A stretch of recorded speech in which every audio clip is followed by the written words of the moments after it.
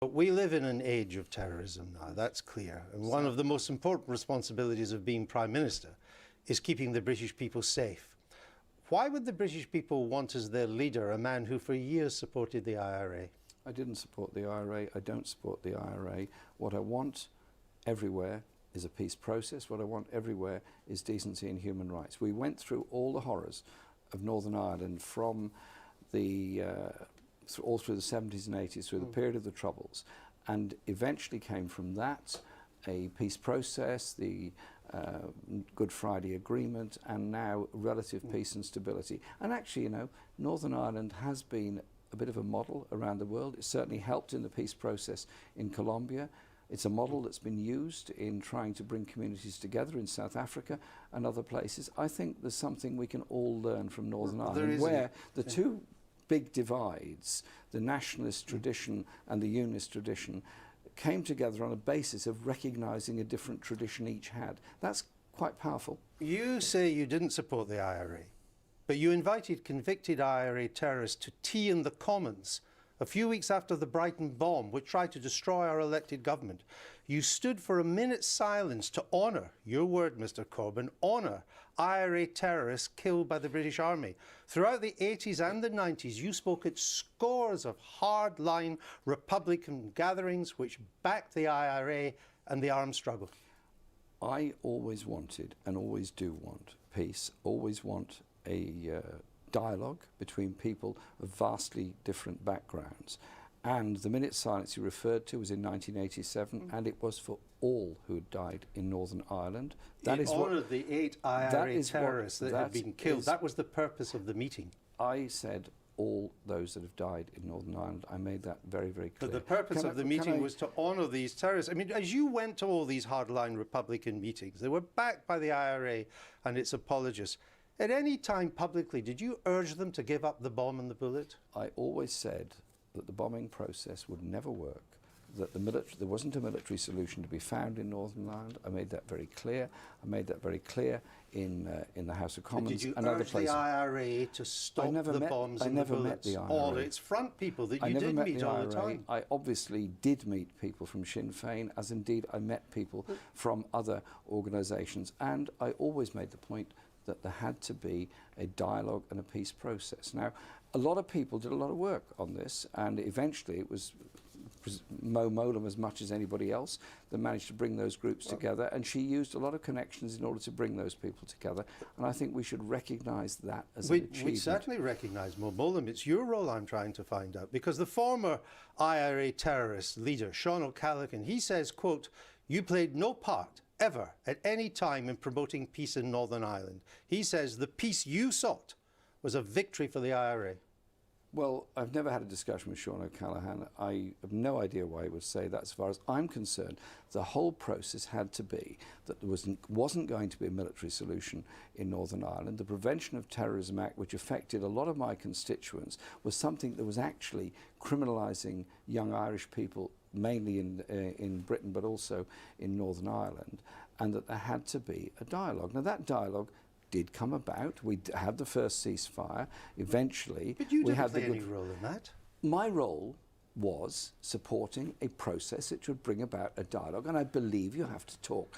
The British government at that time was putting a broadcasting ban on Sinn Féin, a travel ban on Sinn Féin, and a series of anti-terror legislations which were not really doing anything to bring about fair convictions. Remember, I was also constituency MP for one of the Guildford Four, Paul Hill, who was the first person arrested on the Prevention of Terrorism Act and eventually was freed. But that doesn't mean you had to speak at over 70 hardline Republican movements. Now, you may not have heard of or dealt with Sean O'Callaghan, but you will have heard and met the highly respected Seamus Mallon.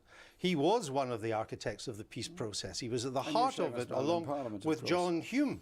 Seamus Mallon says, quote, "He never heard anyone mention Corbyn at all in the peace process, that you very clearly took the side of the IRA and that was incompatible with working for peace." Seamus Mallon. He never said that to me in Parliament. He said it. I don't doubt he said it at some point. I was happy to talk to him and happy to work with him, with John Hume and others in Parliament, and I was a member of the Northern Ireland Committee of the PLP, in which we visited Northern Ireland and met many people there. Isn't the truth is that you've basically supported the armed struggle for a united Ireland, but now you want to be Prime Minister, you have to distance yourself from it. No. What I want is peace. What I want is to learn the lessons from Northern Ireland, and also to make sure during the Brexit negotiations we don't return to or receive any kind of hard border between the North and the Republic. You see, but we look at your record and we can't find evidence of you urging the IRA to put away its guns and bombs. And then we see your shadow chancellor, John MacDonald. He said he honoured those involved in the IRA's armed struggle. That was his word. He backed the bombs and the bullets, his words. Your shadow Home Secretary, Diane Abbott, said an IRA victory against the British state would be a victory for all of us. You've surrounded yourself with like-minded IRA supporters. John MacDonald apologised for those remarks on Question Time. Only because they became public. Well, he apologised for those remarks.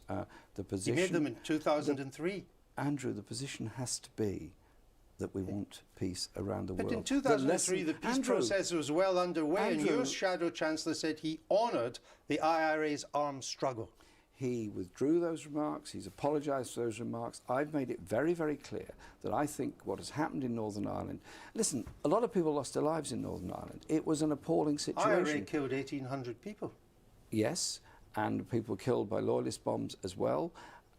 All deaths are appalling. All deaths are wrong. There isn't a military solution to a conflict between traditions and communities. There has to be a better way and a better process of doing it. But most people watching tonight, they won't know that you were so close to the hardline Republicans and to the apologists for the IRA. Don't you think they won't just be surprised? They'll be quite appalled by it. Andrew, people watching tonight will want to know that they've got a government that's serious about their security and their safety, and also serious about ensuring we look to how we deal with issues in the future. We mentioned Libya a few moments ago. I think we have to look at these issues as the immediate security, the collective security, and the longer-term foreign policy issues. If I look at all the IRA atrocities, from the Harrods bomb through to Enniskillen, Lisburn, Omagh, not once is there a record of you condemning that. And every time you voted, 56 times, against giving the security forces more powers. Why would people trust you with our security? Andrew, on the anti-terrorist legislation that came before Parliament, I voted to ensure that there was legal oversight of our police and our security services, that there wasn't executive power given. But you voted 56 times against toughening up our security capabilities. Can I finish a moment?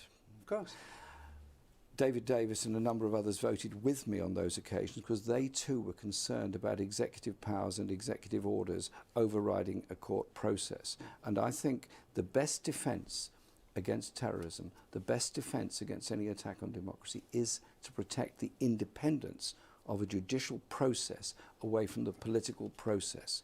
And the Prevention of Terrorism Act was eventually repealed. I'm not just talking about that. I realise that. It was eventually repealed partly because of the executive powers that were implicit in it. Let me